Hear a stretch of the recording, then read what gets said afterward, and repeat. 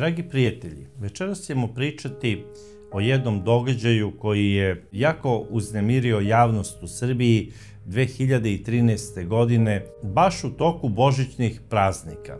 Naime, jedna žena je 7. januara 2013. godine proslavljala Božić sa svoja dva sina i ćerkicom u kući svoga oca u selu Zdravinja kod Kruševca. Bio je to onako jako lep praznik, deca su jela onako na slami, lomili su česnicu, sve kako ide. Bilo je to pravo domaćinsko jedno proslavljanje tog velikog hrišćanskog praznika. I svi su bili veseli i puno su se smejali. I niko od njih nije mogao ni da pretpostavi da će već sutra dan ova žena sa svojom ćerkicom biti ubijena. A ko je zapravo bila ta žena? Ta žena se zvala Danijela Milićević. Danijela Milićević je rođena 1971. godine u Kruševcu. Ona je tamo završila osnovnu i srednju školu. I odmah po završetku srednje škole ona se zaposlila u fabrici mašina 14. oktobar u Kruševcu. Kao i mnogi ljudi iz njenog sela i uopšte iz Kruševca i okoline. To je znači jedan gigant u Kruševcu. Ubrzo posle toga ona se i zaljubila, udaje se i živela je sa suprugom upravo u svom selu Zdravinja. Znači i on je bio iz tog sela i u tom braku 1992. godine dobijaju jednog sina, ubrzo posle toga dobijaju još jednog sina. Tek 2007. godine dobijaju i ćerkicu Milicu. Svi su koji su znali tu porodicu govorili da su oni baš bogata porodica, srećna i vesela. I Bog im je dao zdravu i lepu decu. Tako su bar govorili. Međutim, nešto tu nije štimalo u tom braku. I 2009. godine Danijela Milićević odlučila da se razvede od svog supruga. I njen otac ju je u tome i podržao. Sada, da li je tu bilo nekog nasilja ili šta se sve već dešavalo, nema pisane dokumentacije da je prijavljivano policiji nasilje, da je bila neka tužba. Oni su se razveli malte ne u jednoj tišini. I njen suprug je i prihvatio da deca budu kod majke. I Danijelin otac je rekao svojoj ćerki: ti moraš zadržati svoj posao i moraš živjeti sa decom u gradu, zbog škole i zbog svega ostalog. A tata će tebi kupiti stan tamo u Kruševcu kako ne bi ti putovala svakog dana iz Kruševca za selo. I onda je Danijela rekla: dobro tata, kako ćeš ti sam? Ja ti ovde pomažem, spremam hranu, peglam, perem. Ma kaže, ne brini ti za mene. Ti imaš svoju decu i ti najviše treba da brineš o njima. Pusti ti mene. Ja imam svoju penziju. Jeste, mama me je mnogo toga naučila dok je bila živa. Znam da skuvam neka osnovna jela, a vikendom kad budeš mogla doći ćeš da mi tu pomogneš nešto i nema nikakvih problema. A tata će sve što bude proizveo u bašti, tipa paradajz, pasulj ili tako nešto, tebi da donese u grad. Tako da ti ne budeš toliko ovisna o pijaci i o velikim tim marketima. I na kraju krajeva moram ti reći da mi je drago što si se razvela, jer nešto baš nisam nikada gotivio zeta. Ne da ga nisam voleo, ali podržao sam te odmah u samom startu kada si odlučila da se razvedeš. Sada, da li je otac nešto znao dodatno što mnogi ljudi u selu nisu ni znali, to je sada neko drugo pitanje o kome mi večeras nećemo puno ni pričati. Jer na kraju krajeva taj gospodin koji je bio Danijelin muž, on je prihvatio džentlmenski taj predlog za razvod i nikada Danijeli nije pravio nikakve probleme. Plaćao je uredno alimentaciju za decu i na kraju krajeva prema Danijeli se ophodio kao prijatelj. Svaka čast i Danijelinom bivšem suprugu, a svaka čast i njenom ocu. Jer retki su roditelji koji na ovakav način podrže svoju ćerku. Danijela je prihvatila celu tu očevu priču i otac je zaista kupio Danijeli stan u jednom predgrađu Kruševca koje se zove Prnjavor 2 i ona je stanovala na 3. spratu sa svojom ćerkicom i sa svoja 2 sina. I kako je Danijela pričala svojim prijateljicama, ona je odlično funkcionisala u svemu tome. Stariji sinovi, znači oni već idu u srednju školu, ovaj jedan je i završio srednju školu. Ona je već počela da razmišlja kako da zaposli starijeg sina, pošto je odlučio dečko da ne studira. Raspitivala se da li da ga zaposli tamo u firmi gde radi, odnosno u 14. oktobru, i savjetovala je mlađeg sina da obavezno upiše neki fakultet po svom izboru u Nišu. Sada, najverovatnije da bi sve to bilo tako, da se nisu desili neki drugi problemi o kojima ćemo večeras pričati. Većina žena, kada se razvede od svog supruga, osjeća se dosta nesigurno. Tu nastaju razni problemi. Kod nekih žena nastaju i neki problemi sa živcima, potreban im je psihijatar, psiholog, kako bi one prebrodile tu brakorazvodnu krizu, i ja apsolutno sve to razumem. Međutim, jedan izvestan broj žena, one odmah posle razvoda traže odmah da nađu nekog partnera, kako bi počele da žive sa tim čovekom i kako bi bivšem emotivnom partneru, odnosno suprugu, stavile do znanja da one još uvek nisu za bacanje, da su one zapravo jako vredne i da imaju emotivnog partnera, i to ne bilo kog, nego on je, eto, Dasa. I pokušavaju da mu stave do znanja kako su one sada opet zauzete i voljene. I ne treba osuđivati te žene, jer na kraju krajeva ovakav jedan potez nakon razvoda je nešto što je sasvim očekivano. Iako se ja sa tim mišljenjem većine žena ne slažem, moje mišljenje je da treba pustiti neko vreme, bar godinu dana, pa možda slobodno treba pauzirati i 2 godine, dok vidite šta ste, gde ste i koliko ste sada emotivno i psihički spremne da uplovite u neku vezu, a da niste ranjive. Jer kada ste ranjive, onda ne primećujete pravog predatora koji se vrti oko vas, iz ovog ili onog razloga. A upravo ta ranjivost te predatore i privlači. To vam je kao i u prirodi. Kada lav juri neku životinju, on bira onu najranjiviju, znači ona koja je najslabija, da bi je što brže savladao. To je zapravo zakon prirode. I sada u ovom slučaju, gde zakon prirode ne vlada, nego trebalo bi da vlada zakon društva, ovi predatori pokušavaju da se ponašaju kao lavovi u prirodi i napadaju upravo one najranjivije žene. I onda to koriste kao u fazonu da je zaštite, i obično se to završava jako, jako ružno, a ne daj Bože i kobno. Sada, iz tog razloga treba pauzirati bar 1 do 2, po meni. Pa tek onda ulaziti u neku ozbiljnu emotivnu vezu. A ako ulazite u ozbiljnu emotivnu vezu, onda treba da tražite partnera, ali ne po onom šablonu po kome ste tražili prethodnog partnera. Jer on ne sme da bude sličan vašem bivšem partneru i ne smete ga upoređivati sa njim. Jer onda zašto ste se razvodili?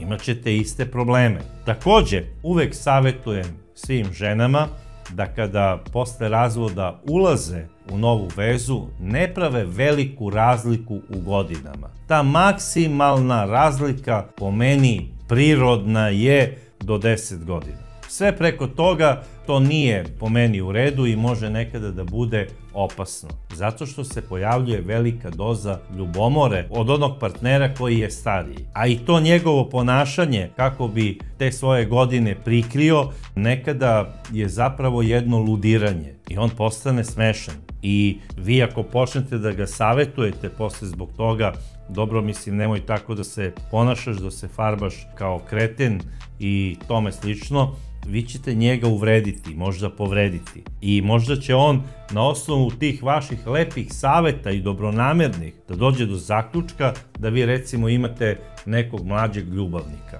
I onda ste opet u problemu. Zato treba to da bude, po meni, ona najbolja razlika između partnera, koliko je prstiju na jednoj ruci. I to je to, 5 godina, i to je po meni najidealnija razlika između muškarca i žene. I sada Danijelini dani posle razvoda su uobičajeni kao za svaku mladu ženu kada se razvede. Odmah posle razvoda počinje svoj samostalni život sa decom. Ima 2 sina i sada slobodno mogu reći da su sinovi pomagali svojoj mami da u jednom pogledu oni faktički preuzimaju ulogu oca u toj porodici, odnosno muške figure. Najstariji sin odlazi da uplaćuje tamo kada treba da se plate neki računi, odlazi u tržnicu kako bi kupio sve što treba za kuću, vodi svoju sestricu Milicu u vrtić, odlazi po nju, vraća je i na neki način pomaže u svakom pogledu svojoj mami. A mala Milica, ona je bila jedno preslatko dete i ona je bila radost kuće. Nju su svi obožavali. Ona je bila jedan anđeo. Počela je da ide u tu neku školicu. Počeli su sada da je uče čitanju, pisanju i mnogim stvarima. Znači, oni su prosto uživali da tom detetu koga je interesovalo sve što vidi, da joj objasne sve šta je to i kako bi je pripremili za buduće školovanje. I Milica je naravno volela isto svoju braću i naravno mamu pre svega. I kad god je nešto Danijela spremala u kući, recimo da li je to ručak, da li je to neki kolač, Milica bi bila tu i ona je govorila: mama, sve to što ti radiš, ja to moram da naučim i da ja spremim za bate. A i kad odemo na selo da spremim to deki. Mislim, Milica je bila jedno prepametno dete i stalno je htjela da bude pored mame i da mama na kraju kaže: evo, momci, spremila sam ovaj lepi kolač, ali pre svega to nikada ne bi moglo da uradim da nije bilo Milice. I onda oni bravo Milice, a ova se topi od sreće. I sada bez obzira koliko god to da sa strane izgleda da je ova porodica srećna, a jeste bila srećna, uvek ima tih nekih žena tamo na poslu koje rade recimo sa nekom ženom koja se skoro razvela i koje na neki način se brinu za njenu budućnost. Ono govore odmah, daju joj savete: pa dobro, mislim, kako ćeš sad ti sama, ti imaš 38 godina i šta ćeš ti sada sa decom sama, evo interesuje se jedan čovek, pravi je dasa, interesuje se za tebe, da li smemo da mu damo tvoj telefon? I naravno Danijela bi rekla: ma nemojte, ni u ludilu, mislim, jednom sam se udavala, ne pada mi na pamet da se više udajem. Jao, pa kako ti to tako razmišljaš, ti ne smeš da propadaš i da veneš tako mlada i lepa, uvek treba da imaš nekog muškarca pored sebe. Mislim, ima takvih žena, ja znam ih slučaja, kada se neka žena razvede, one odmah provodadžišu i dele broj njenog telefona na izvolte, što smatram da je jako ružno, a i opasno. Svaka žena zna da li treba da nađe novog emotivnog partnera ili ne. I šta se sada dešava u Danijelinom životu? Najverovatnije da su neke te dušebrižnice počele da je savetuju: moraš da pronađeš partnera, evo ovaj se interesuje za tebe, daj izađi s njim, popi piće, idite na večeru ili ručak, pa vidi da li je on za tebe ili nije. I ajde, molim te, obećala sam mu, a nešto mi on ranije učinio. I sada Danijela, najverovatnije da je tako i ušla u poznanstvo, a pretpostavljam da je tako i otišla na neku večeru sa jednim čovekom koji je bio jako zainteresovan za nju. On je znao da je sada Danijela slobodna, da radi u njegovoj firmi gde je on radio i gde je on bio opšte poznata faca u toj firmi. A o kom se zapravo čoveku radilo? Radilo se o čoveku koji se zvao Radoslav Marinković. I on je, boga mi, dosta stariji od Danijele. Rođen je 1946. godine u okolini Kruševca, tačnije u selu Dedina. I taj čovek je ceo svoj radni vek, nekih 20 godina, proveo u fabrici 14. oktobar. On je boksovao za 14. oktobar, a kasnije, kada je postao i trener bokserskog kluba, to je sve funkcionisalo dok je industrija finansirala te bokserske klubove i dok je bila zainteresovana za ovaj sport. Međutim, 90. godina to sve prestaje da bude interesantno i ovaj čovek sa 47 godina odlazi u penziju. Dobio je prevremenu penziju, to nije ništa čudno i sada je počeo da se bavi kozarstvom. On je prvo kupio jednu kozu sa 2 jareta, a kasnije on je imao jedno stado od 100 koza. I bio je poznat po tome da je imao najbolje koze, da su davale najviše mleka, da je pravio ekstra dobar sir i počeo da ide po tim sajmovima poljoprivrede i stočarstva. U celom ovom njegovom poslu pomagala mu je naravno i njegova supruga, sa kojom je bio već u višedecenijskom braku. I svi su govorili da oni idealno žive. Imali su i sina koji je zasnovao svoju porodicu i otac mu je pomogao da naprave i za sina kuću u dvorištu pored očeve kuće. Tako da je njegov sin živeo u istom dvorištu, ali je imao svoju kuću. I na neki način svi su bili uključeni u tom uzgoju koza. I bili su jako ponosni na Radoslava zato što je on na svakom tom takmičenju po tim sajmovima osvajao zlatne medalje i pehare. Tako da je i 2012. godine na sajmu u Novom Sadu, znači na najčuvenijem sajmu na našim prostorima, osvojio 2 zlatne medalje i 2 pehara. Sada, ovaj čovek, on je smatrao da je prerastao svoje selo i počeo je da doživljava sebe malte ne kao glavnog baju u celom Kruševcu. Ljudi su ga znali u celom gradu, naravno i tamo u firmi gde je radio u 14. oktobru. Znali su ga zato što je bio bokser. Neki su govorili da on uopšte nije bio fin čovek, zato što je u mladosti, a kasnije i onako dok je bio malo stariji, učestvovao u mnogim tučama u tim kafanama.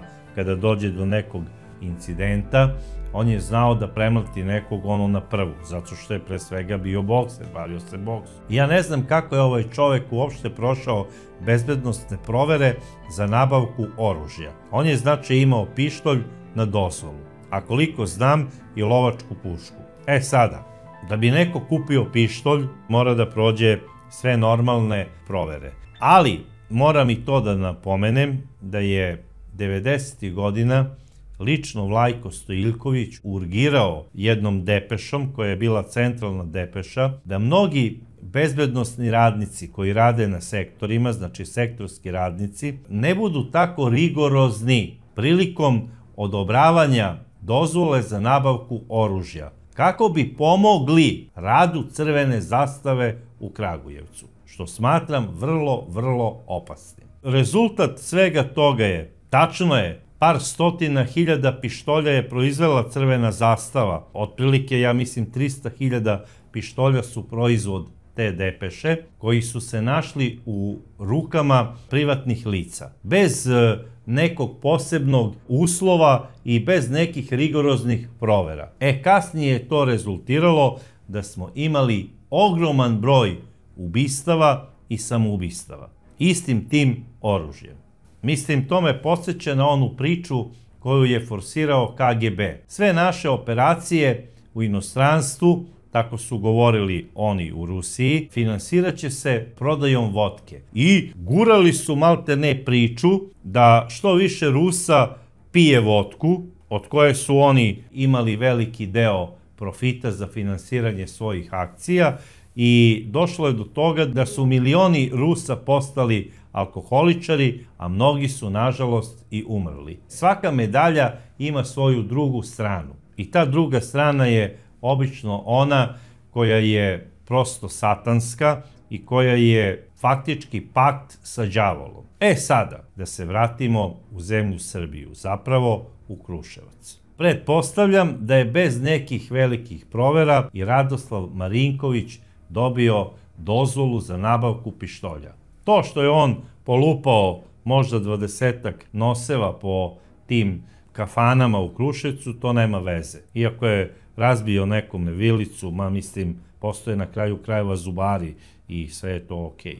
A ono što je neko polomljenim nosem izgledao onako malo deformisan, pa to je na neki način in, deli ga od toga čini onako opasnim i privlačnim za žene, bar tako je razmišljao Radoslav. I mislio je da im on na taj način doprinosi da oni postaju šmekeri. Ali moram da napomenem da je Radoslav promenom zakona, koji je došao 2007. godine, imao dozvolu samo za držanje oružja, nikako i za nošenje. I prema tome, svako iznošenje pištolja iz kuće ili možda lovačke puške, ako nije lovac i ako nema posebnu dozvolu za nošenje pištolja, može da bude sankcionisan na način da bude krivično gonjen i da bude i uhapšen zbog toga. Međutim, Radoslav najverovatnije je jako retko nosio pištolj, odnosno nosio ga je samo sa namenom. Kada ide tamo na neku svadbu pa puca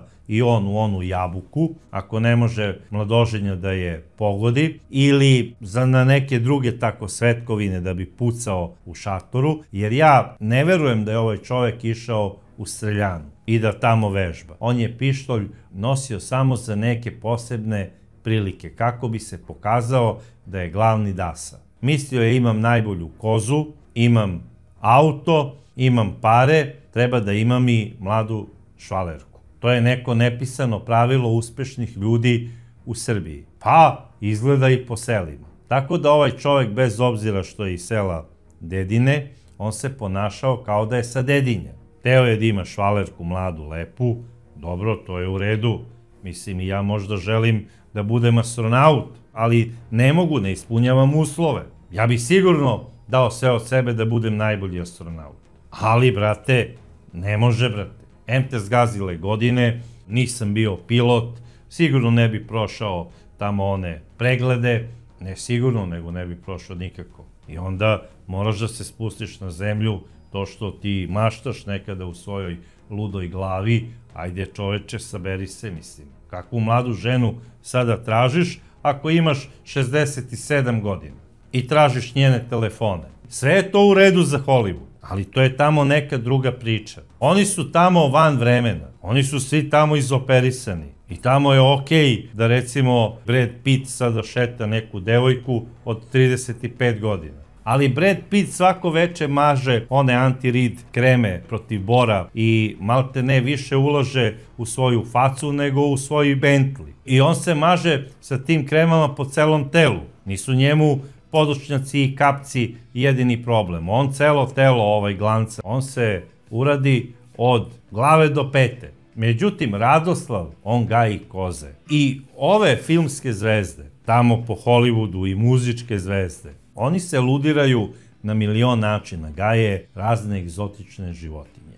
Gaje flamingose, gaje pelikane, gaje krokodile, pitone. Imaju razne egzotične životinje koje ne možete ni da zamislite. Dosta njih gaji i majmune, ali niko ne gaji koze. Još nisam čuo da ni jedna filmska zvezda gaji kozu. Ili recimo tvora. Mislim, stvarno nisam čuo ni jednog hollywoodskog superstara da ima za kućnog ljubimca tvora. A zašto? Pa zato što tvor smrdi kao i jarac. Zamislite Brad Pitta koji gaji koze, kako bi on mirisao. To ne bi bilo normalno. Ne bi mu ni jedna cica tamo u Hollywoodu prišla ni na 100 metara. A mislim da bi i one životinje koje čuvaju oni bogati ljudi sa Beverly Hillsa bežale od njega. Daleko od toga da ja imam nešto protiv kozarstva. Kozarstvo je jako dobro i proizvodi od koza su jako zdravi. Međutim, onaj ko se time bavi i koji misli da od toga zarađuje, mora i da plati neku cenu. A to je cena da ne može sada da računa na to da ide i da juri, recimo, neke cice i starlete. Isto ima da se onesveste, nema ni da znaju šta ih je snašlo. To vam je kao u onom crtanom filmu kada onaj tvor juri onu cicamacu. Pa mu nije jasno zašto ona sirota beži od njega i pokušava na svaki mogući način da se sakrije. Pogledajte taj crtani film i bit će vam svima jasno o čemu pričam. I ja baš i ne razumem sada Radoslava koji je koristio neke svoje stare veze i poznanstva iz firme gde je radio kako bi našao i upoznao se sa nekom mladom i lepom slobodnom ženom, odnosno razvedenom. i svoje iskusno boksersko oko bacio je na prelepu Danijelu Milićević. Čim je saznao da se ona razvela, on je počeo da plete paukovu mrežu oko nje kako bi je ulovio. I on je Danijelu Milićević sigurno startovao mali milion puta. I sigurno je i Danijela, da bi ispunila obećanje koje je dala nekim svojim prijateljicama i prihvatila da sa Radoslavom izađe na neku večeru. I to je bila njena kobna greška. Jer ja ne verujem da je ova mlada i lepa žena imala neku bilo kakvu ozbiljnu vezu sa Radoslavom. I ne samo iz razloga što je on čuvao koze, već zato što je on bio oženjen, imao je porodicu. Bio je stariji 25 godina od nje. Bio je godište njenog oca, čak ni manje ni više nego 2 godine stariji od njenog oca. I sada to je malo jedna neprijatna situacija kada ona ode sa decom da obiđe oca i kaže: tata, ja imam emotivnog partnera, počela sam da se viđam s njim. Pa on kaže: dobro sine, dovedi ga, hoću da upoznam to dete, jer on kad kaže to dete misli na svakog ko je sa njegovom ćerkom, on ga zove sine. E sada, ona mu onda saopštava: pa znaš tata, on je 2 godine stariji od tebe. To je malo neprijatna situacija. I ja mislim da Danijela nije ni želela da dođe do takve situacije. A to što su se u štampi javili neki njegovi određeni prijatelji i drugovi i rekli su da su oni bili u nekakvoj emotivnoj vezi, to može da bude nešto sasvim drugo i sasvim druge prirode. I sada ja znam milion ljudi koji su slični Radoslavu. Oni se trude da organizuju malte ne dolazak kompletne ekipe u nekom restoranu, da budu tamo u određeno vreme, zato je zadužen jedan koji kao pozove na piće da se nešto vide tamo i da pričaju, i onda se sada pojavi on sa nekom mladom devojkom, namigne onako društvu kao ono šeretski, kao ne mogu da sedim sada sa vama pošto imam prijateljicu, i sede za nekim stolom, ali taj sto mora da bude na takvom mestu da je vidljiv za ove druge njegove prijatelje. I šta se sada dešava? Dok traje ručak, on se trudi da uhvati za ruku tu svoju prijateljicu, još ako je uštine za obraz, tu je prava priča, naprave neki selfie i to je to. I kada se sutradan on ponovo pojavi u restoranu, kada ga pitaju drugovi: dobro, ko ti je ona cica maca, a on kaže: to je moja devojka, bukvalno tim rečima, a možda i buduća žena. I onda sad svi veruju u tu priču. Ja pretpostavljam da je i Radoslav pravio takve egzibicije i da je napravio možda jednu od takvih egzibicija sa Danijelom. I onda su njegovi prijatelji bili ubeđeni da je on u vezi sa Danijelom. I čak je onako i govorio tim nekim svojim drugovima, kao: Danijela me mnogo košta. Da sam ubacio vučicu među svoje koze, manje bi me koštala nego što me košta Danijela. E šta je sad on po tim mislio i šta je on to pričao, ja to baš i ne verujem da je to tako, jer ne postoji nikakav dokaz da su oni zaista bili u vezi. A još manje je dokaz da je on na nju trošio nekakav novac. Pre svega, njegova supruga i njegov sin nemaju pojma ko je Danijela i nikada nisu čuli za nju. Niti su primetili da se Radoslav ponašao kao da ima ljubavnicu. Jer moram da vam nešto kažem, on je preko 4 decenije u braku sa svojom suprugom. Nema šanse da ona ne primeti njegovo drugačije ponašanje. Bez obzira da li čuvate slonove ili koze, kada krenete na randevu sa prijateljicom u koju ste zaljubljeni, vi onda glancate se brijanje, stavljate skupe parfeme, stavljate novu kravatu, kao da odlazite na venčanje. I to bi njegova supruga primetila. Takođe bi isto primetila da je njen suprug počeo da troši i dosta para mimo toga. I možda bi primetila da se stado smanjilo. U smislu, bilo je 200 koza, sada odjedared je 150. Gde je nestalo onih 50? Pa dao sam Peri, Žiki, Miki neke jarčeve za rasplod tamo u Vojvodini. Dao sam tamo na Tari jednom mučeniku 10 koza kako bi pokrenuo biznis kozarstva, jer eto čovek ima dečicu, pa bitno je da se bavi ovim dobrim i unosnim poslom i svašta nešto bi on izmislio. Međutim, to se nije desilo. Njegovo stado je stalno raslo. On je sve više i više bio uspešniji u tom kozarstvu i nije ga zapostavljao. Dobio je nagrade, novine su pisale o njemu i on je likovao.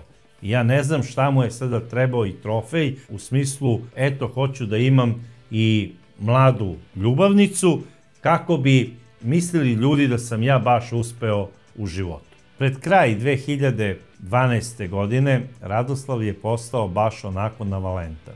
I stalno je zvao Danijelu, ajde da izađemo na ručak, ajde da izađemo na večeru, i to je bezbroj puta bilo. Tako na prelazu između novembra i decembra, jednog petka, Danijela se pojavila na zakazanom ručku, ali je dovela i svoje 6-godišnje detence, zapravo Milicu. I rekla je, izvinite Radoslave, znači ono sa persiranjem, ja sam morala ovako da dođem jer nisam imala gde da ostavim dete. Uzela sam ga tamo iz vrtića, nisam mogla da ga ostavim da bude tamo do kasnih sati. A na kraju krajeva ona je mirna, ona će se tu zanimati, popričat ćemo malo, popit ćemo kafu, čaj i ja stvarno moram da idem zbog nje. I Radoslav je ovo doživeo kao odbijanje. I ja ne znam zašto nije ishvatio taj čovek da to upravo i jeste pedala. Jer žena kada na sastanak dođe sa detetom, budite sigurni da vam je to crveni karton. I ne znam zašto više idete dalje u tu priču. Nije to porodični ručak, pa sada ona dovela ćerkicu koja ima 13-14 godina, pa kaže, ajde sada sine, idi ti malo se druži sa drugaricama, dok ja sa čika Radoslavom nešto popričam. To je već neka druga priča. Sljedeći put kada ju je zvao, kako bi se dokazao kod svojih prijatelja da je ona njegova devojka, ona je rekla, jao Radoslave, hvala vam što ste me zvali, ali ja sam zauzeta oko dece. Izvinite, molim vas, vidjet ćemo se nekom drugom prilikom. I šta sad da radi Radoslav?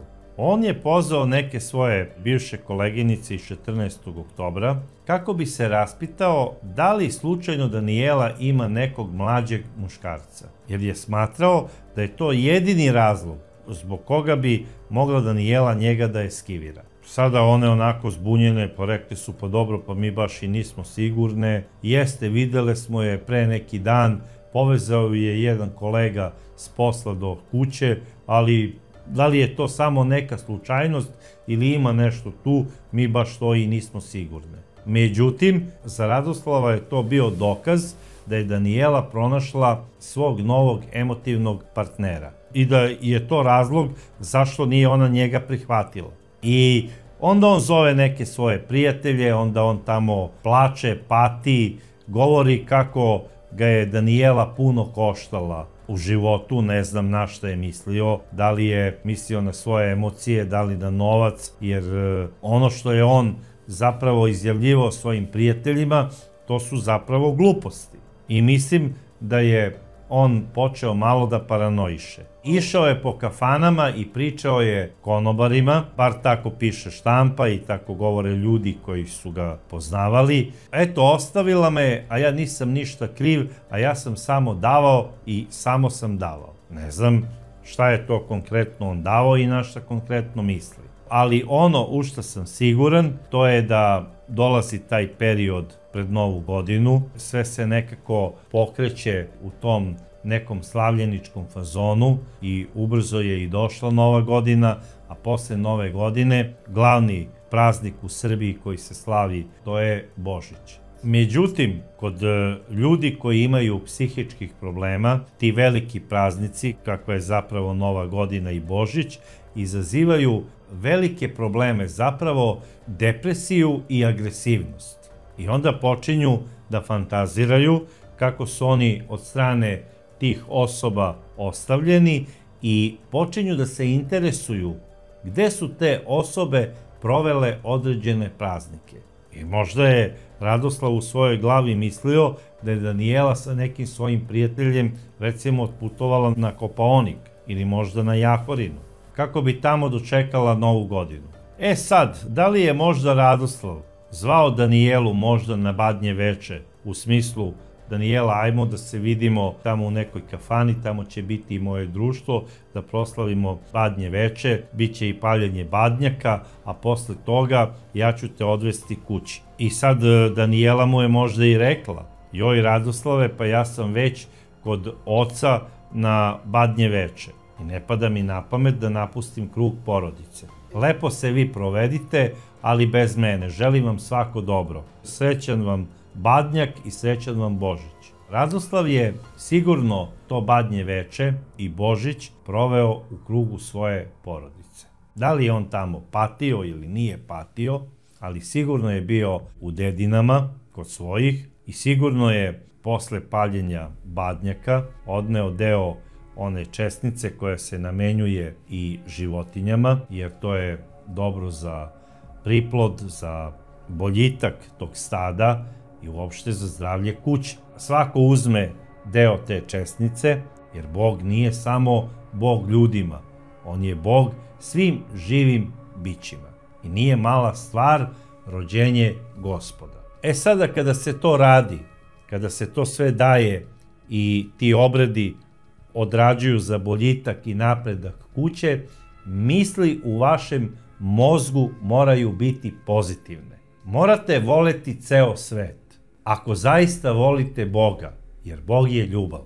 Sad, da li je Radoslav nosio česnicu, odnosno deo česnice, kako bi dao i svojim omiljenim i dragim životinjama, ili je te večeri možda uzeo svoj pištolj kako bi ga očistio i napunio, to samo on zna. Ali ono što svi mi znamo, da je on sa tim pištoljem već sutra dan, 8. januara, malte ne kao Jesse James, obilazi salune po Kruševcu i priča tamo konobarima kako pati zbog ljubavi, kako ga je ostavila devojka i kako je on na nju potrošio brdo para. I da mu je ona uništila život jer je sada pronašla novog, mlađeg i lepšeg partnera. I sada naravno konobari onako kažu, ajde bre matori, šta ti je bre, možda si popio, jeste praznik, ali Božić je, kaže se, Hristos se rodi, pusti, ne pričaj takve gluposti, švaleracija i ovo ono. Greh je, brate. Ajde popi jednu na račun kuće i u redu je. I Radoslav je zaista u centru Kruševca, u jednom kafiću, tamo gdje je bio i kukao konobaru, popio par pića. Doduše ne na račun kuće, on je sve to platio i otišao je. I to ni manje ni više nego se zaputio u naselje Prnjavor 2, tačno na adresu Danijele Milićević. Pretpostavljao je da se ona vratila kući, zato što je sutra dan, 9. januara, radni dan i Danijela mora na posao. Sve je ovaj čovek smišljeno radio i on je sa umišljajem krenuo kako bi čestitao Božić svojoj voljenoj Danijeli. Voljenoj po znacima navoda, jer je ona samo bila voljena za njega u njegovoj glavi. I kada je došao do njenog stana, odnosno do njene zgrade, on ju je nazvao telefonom. I rekao je, Danijela, izađi kako bi ti samo čestitao Božić i idem. I ova žena, najverovatnije da bi ga eskivirala, pravi dve kobne greške. Prva greška je što je uopšte prihvatila da izađe. Mogla je samo da mu kaže srećan ti Božić i u redu je. Očekujem goste. Druga greška, a to je zapravo najveća, što je sa sobom ponela malu Milicu. A to je najverovatnije zato jer se na neki način plašila ovog čoveka i računala je da svako ko je bar malo normalan neće pokazati ni trunku agresivnosti prema nekoj ženi ako je ona sa maloletnim detetom. I to jeste tako. I tu bi i najveći divljaci trebali da povuku ručnu kada vide malo dete u prisustvu svoje majke. Ali Radoslav nije povukao ručnu. On je povukao zatvarač svog pištolja i repetirao ga je. I kada se pojavila na stepeništu svoje zgrade Danijela sa svojom ćerkicom Milicom, on je bez onog Hristos se rodi uperio pištolj u njih i ispalio 3 hica. I to, jedan je pogodio Danijelu u stomak, drugi u grudi, a treći hitac, zapravo prvi, pogodio je malu Milicu u grudi. Zapravo pravo u srce. I Danijela je odmah pala tu na stepeništu, držala je u svom naručju i dalje čvrsto svoju Milicu, valjda je postala svesna šta ju je snašlo. Udarila je baš onako žestoko glavom o stepenik, to se baš čulo. Jedna Danijelina komšinica kaže: za pucnjeve sam mislila da deca bacaju petarde, ali kada sam čula jedan vrisak i tup udarac, pomislila sam da je neka žena pošla i da se okliznula niz stepenice.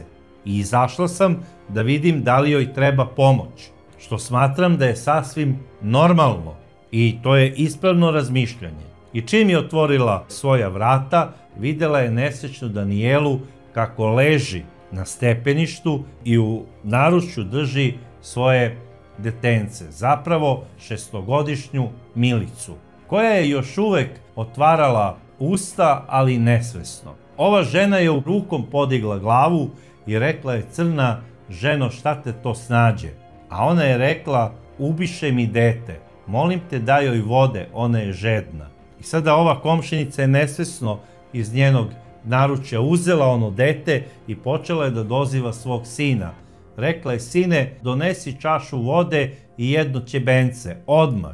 I dečko je dotrčao sa jednim ćebetom, u to ćebe su umotali Milicu, vidjeli su da ona ne može više da pije vode, zapravo da je već faktički mrtva. I kada je ovaj dečko dao to ćebence svojoj mami kako bi umotala malu i nesrećnu Milicu, on je odmah utrčao u stan i pozvao policiju i hitnu pomoć. Dok je ova žena pokušavala da jednom rukom drži glavu nesrećne Danijele, a u drugoj je držala dete, i dok je zapomagala, pored nje je protrčao ubica, zapravo Radoslav.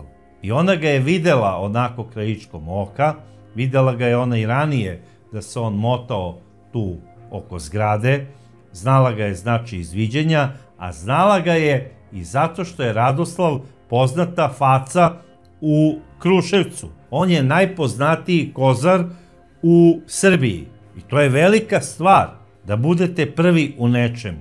I to je lepa stvar, ja volim i poštujem te ljude. Volim da se družim i sa kozarima i sa čobanima i to sam letos i radio u brdima i gudurama Crne Gore po onim katunima. Međutim, ovaj čovek se ne ponaša kao ti ljudi. Oni ljudi su spremni da po cenu sopstvenog života pruže vama pomoć ako ste u opasnosti. A ovaj čovek je ubio dete. Pucao je pravo u srce nevinog bića. Radoslav je pobegao i otrčao je preko puta zgrade do susedne, znači, kafane koja se zove Idu dani. Usput je sreo jednog čoveka i rekao mu je: srećan vam Božić, Hristos se rodi, dajte mi telefon, moram da nazovem policiju, upravo sam ubio ženu. I u rukama drži pištolj. I čovek onako zaprepašćen, kada je video pištolj, kaže: ne, ja nemam telefon, i počeo je da trči. Radoslav je skapirao da se ovaj čovek prepao jer je video pištolj. Radoslav kreće prema onoj kafani i baca pištolj pored zida kafane. I utrčava unutra i kaže konobaru: molim vas, dajte mi telefon, upravo sam ubio ženu. I konobar mu daje svoj službeni telefon jer je mislio da je Radoslav ubio neku ženu kolima, da ju je zgazio u saobraćaju.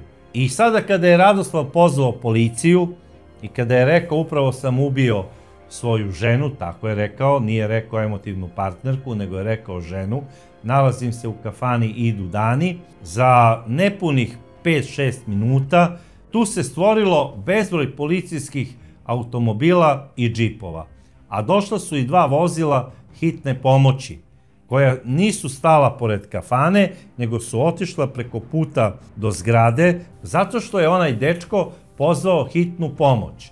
I hitna pomoć je pokušala na sve moguće načine da izvrši reanimaciju malog Anđela Milice i njene mame Danijele. Međutim, do odlaska do same zgrade bolnice, njih dve su nažalost bile mrtve. I lekari nisu mogli ništa, osim da konstatuju smrt. A šta se dešava u kafani Idu dani? Tamo policija, ne znajući da li je ubica naoružan ili ne, sa njim radi pregovor. Znači, oni pokušavaju da ga ubede da izađe sa podignutim rukama i da se preda, što je on i uradio. Kada su ga pitali, a gde ti je pištolj, on je rekao, pa nemam pojma, bacio sam ga negde usput. Onda je jedan od policajaca primetio pištolj koji se nalazio pored samog zida kafane, to su sve uzeli. Odvođen je uviđaj i na samom licu mesta, odnosno na onom stepeništu u zgradi. Uzete su izjave svih svedoka i Radoslav je odveden u policijsku upravu Kruševac. Tamo mu je određeno zadržavanje do 48 sati. Došao je i načelnik SUP-a, došao je i tadašnji istražni sudija, došli su ljudi koji su vodili taj slučaj i rekli su, dobro čoveče, da li si normalan? Pokvari nam Božić i božićne praznike. Zašto si od jednog ovakvog svetog praznika napravio pakao svima nama, a posebno porodici nesrećne Danijele? Što ubi ono malo dete? Da li si ti normalan? I zamislite šta je tada Radoslav rekao. Znate šta? Ja nisam imao nameru da ubijem dete. Ono je ubijeno greškom. I onda mu je načelnik policije rekao, aman čoveče, saberi se, kako si mogao da pucaš uopšte na nekog ko drži dete u rukama? Sram te bilo, ubio si ženu i dete. Ti si zaslužio mnogo gore, ali koliko vidim, tužilaštvo se već naoštrilo da traži najmanje 35 godina zatvora za tebe. Radoslav je tu dao izjavu, dobio je i advokata po službenoj dužnosti, jer i njegovi su bili u šoku kada su to čuli. Osudili su ga i sin i žena. Rekli su, ovo što je uradio je krajnje nečasno, ne samo što je ubio tu ženu, nego kako je mogao da ubije tog malog Anđela. I supruga od Radoslava je rekla, ja ga se na ovaj način faktički odričem i neka mu sude najstrožije što mogu. Zašto ubi ono dete? Mislim, zašto je ubio i nesrećnu Danijelu?